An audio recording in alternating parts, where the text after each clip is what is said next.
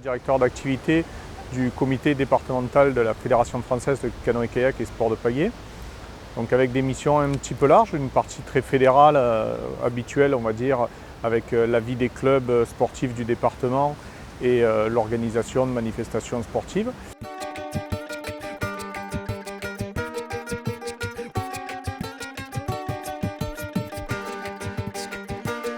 Et puis une partie plus grand public, où notre objectif c'est de faire découvrir nos activités, mais aussi les différents points d'eau et les différents endroits où on va pouvoir naviguer et découvrir le patrimoine historique et le patrimoine culturel de la rivière, du plan d'eau, suivant les endroits du département.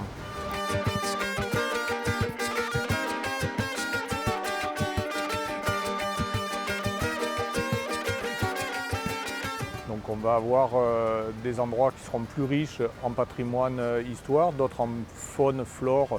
Donc là, on accompagne les groupes et on leur donne une connaissance complémentaire. Le canoë devient un mode de locomotion doux. On n'est plus sur l'activité vraiment sportive, mais on se sert plutôt du canoë pour venir se balader. Et on va aller au plus près des plantes, des animaux qu'on peut trouver sur la ripisylve, donc sur les berges du fleuve et des cours d'eau sur le département.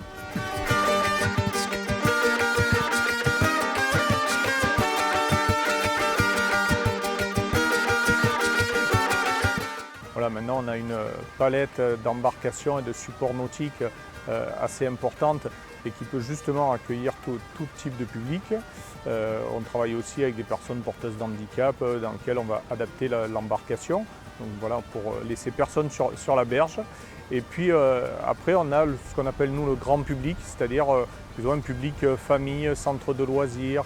On a des scolaires, on a des entreprises qui viennent faire du team building.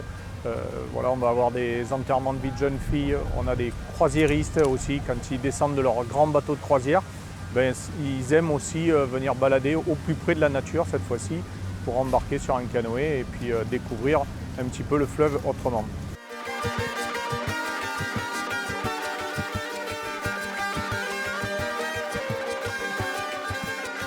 On est en train de développer une application numérique donc pour justement apporter un contenu complémentaire aux gens qui viennent balader. Alors on a essayé que ce soit un jeu et que ce soit assez transversal, qu'on puisse le faire en famille ou pour les plus jeunes, voilà, avec des images, enfin quelque chose de numérique et moderne qui vient compléter une activité sportive, on va dire, pour tout ce public.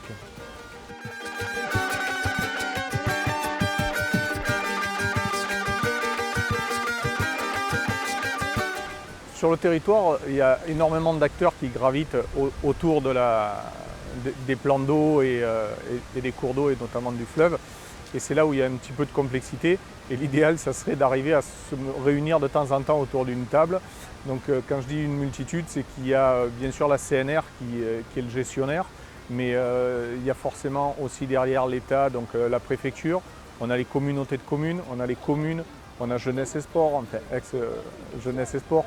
Et voilà, il faut, quand on monte notre projet, arriver à mettre tous ces acteurs, qui sont là des acteurs plutôt institutionnels. Et après, il y a aussi des acteurs locaux et engagés comme nous. Je pense notamment aux fédérations de pêche, la LPO, donc la Ligue de protection.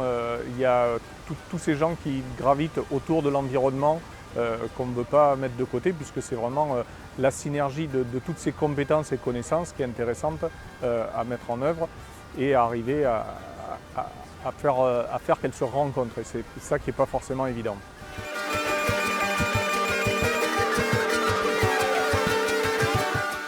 On fait aussi des balades nocturnes parce qu'on a une vision, une approche complètement différente. L'espace devient complètement différent et on est beaucoup plus sensibilisé au bruit. Donc c'est là où il faut faire attention et on arrive à voir des castors, à voir des hérons. Donc voilà, la tombée de la nuit et la fin en nocturne Et arriver par exemple sous le pont d'Avignon de nuit avec l'éclairage, c'est assez magique. Donc voilà, il y a toute une découverte à faire et à tout moment de la journée et vraiment pour tous, quoi.